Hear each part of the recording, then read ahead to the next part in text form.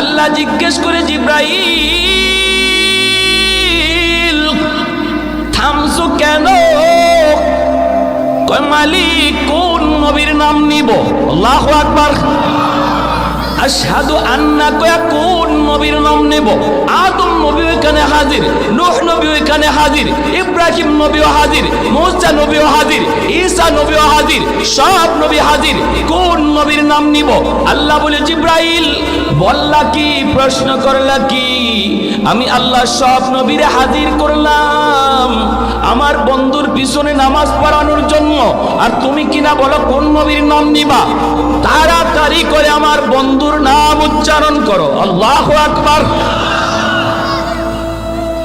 জিব্রাইল আমিন আযানের ভিতরে আমার আপনার নবীর নাম আযানের ভিতরে তিনি উচ্চারণ করলেন। আযানের পর্ব শেষ হয়ে গেল।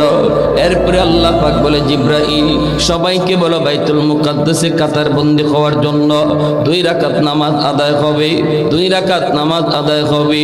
জিব্রাইল আমিন তিনি সামনের কাতারে, আমার আপনার নবী তিনিও সামনের কাতারে।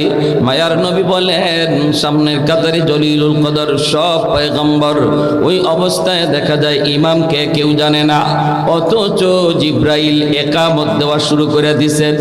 ইমাম কে হবে কেউ জানে না, নামাজের একামত শুরু হয়ে গেছে। আল্লাহর নবী বলেন আমি মনে মনে ভাবলাম হয়তো আজকে জিব্রাইল নিজেই ইমামতি করবেন, হয়তো এত বড় জামাতের ইমামতি জিব্রাইল নিজেই করবেন। একামত শেষ হওয়ার পর আমি জিব্রাইলকে বললাম ভাই জিব্রাইল ইমাম কে হবে?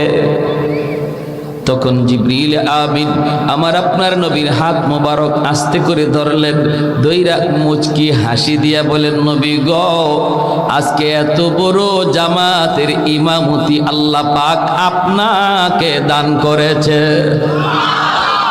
तकबीर में कलमा में नमाजों में अज़ा में,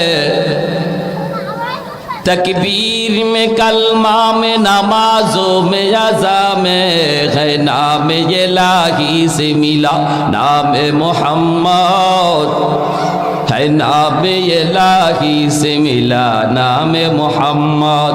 महबूब ने कहा सल्ले अला नाम मोहम्मद, आंखों की जिया दिल की जिला नाम मोहम्मद, आंखों की जिया दिल की जिला नाम मोहम्मद। একটু জোরে সুরে কোন আল্লাহু আকবার। সন্তানকে উকিল বানাও, ব্যারিস্টার বানাও, কিন্তু আগে মুসলমানের সন্তান বানাও। আওয়াজ দেয়া বলেন ঠিক কিনা? আগে মুসলমানের সন্তান বানাও।